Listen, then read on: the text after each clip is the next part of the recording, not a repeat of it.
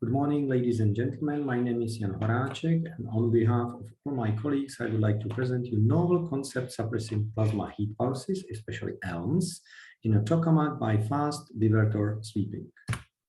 The motivation is that the natural type 1 ELMs are pretty dangerous. This is quite obvious from the scaling of Thomas Eich that on horizontal axis, it's a model of the plasma energy density deposited during an ELM. Vertical is the experimental measurements on compass, mast, jet, and ASDEX upgrade. And this is this prediction of this model towards ether, the parallel energy density. If you project it to the surface area by factor of 13, you get lower value, but you get to the value about 1 megajoule per square meter, which is at the edge of surface melting everywhere around the strike point, toroidally symmetric. So we believe that ELM mitigation techniques are therefore necessary by impurity seeding and RMP or something, but it's not sufficient to have only one technique, we need more. And that's why I invented here a new physics engineering concept, which sustains from fast sweeping of the strike point to spread the power within the ELM space-time scales. So the idea is to install a special coil into the divertor area, which would be in a resonant circuit with a capacitor bearing. It would be charged to, let's say, 18 kilovolts voltage, and it would then oscillate the strike point up and down for about 3 milliseconds during the ELMs, then it waits, then it oscillates again, and so on. And it will oscillate like this during the whole year of operation. The dynamic simulation of heat conduction in tungsten is done as a first step, because we need to know what should be the frequency and amplitude of such a system. So here we took real data from jet infrared camera in space and time, and we rescale it towards demo reactor, because we want to focus on demo after ether. And because the magnetic field will be stronger on jet and it scales quite strongly with this, the decay length in space, we get factor 3 squeezing in space of this energy. And in time, it will be more or less the same as on jet, because the parallel connection length is well compensated by higher temperature of the pedestal assumed for them. So we take this data, rescale them like this, and put it into a code for heat conduction simulation. So without any strike point sweeping, the temperature rises by 4,000 Kelvin during this one ELM, and then it drops down to original value. But if you sweep it at the same time with 2 kilohertz and 7 centimeters amplitude, then it rises by factor 4 less.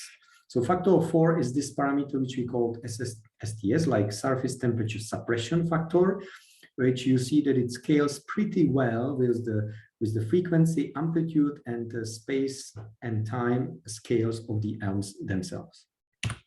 So that's this information we use for the design of the system.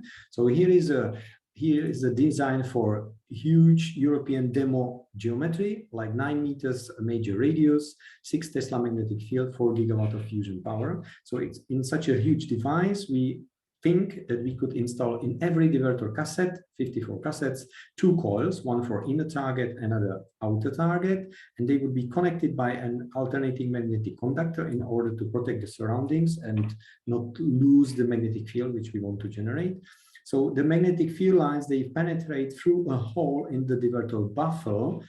The baffle is about half a meter above the strike point, so there is no plasma, there's no risk the plasma would go inside. But still, I would fill it with some non-conductive material like boron nitride, for example.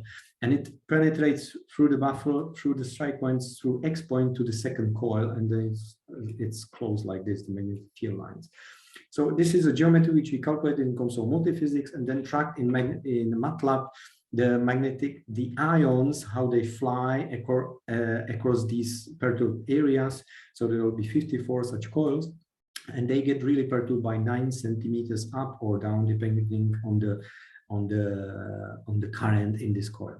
So this is what we did. We also took into account all the eddy currents in the surrounding structures. We believe we did it well. And unfortunately, with the frequency rising above 1 kilohertz, the amplitude, in fact, starts to drop because of these eddy currents, and also because the ions are too slow to follow the magnetic field lines perturbation. So finally, this is my summary. So we believe that with such a system, we can, for example, if we apply 18 kilovolts voltage on it, we can get suppression by factor of 3 on the surface temperature rise. In such a case, we would get about 1.5 megawatt of ohmic losses, because these are just copper coils, and include most of this energy is lost, in fact, in the eddy currents, which are generated in the surrounding structures. This is assuming that we have 10 hertz frequency. So we run this system 10 times per second. All the other systems parameters are calculated here pretty precisely. There are 12 important parameters. And we believe that if we apply also argon sealing to it, that probably the demo ELM, even type 1 ELMs may be probably sufficient, because we can decrease their energy so much. If we want to decrease it a bit more by factor of 5 instead of 3, then we get to unrealistically high demand on the system. So all this I just published now in next month in Nature Scientific Reports. Thank you for your attention. And I would be happy for collaboration.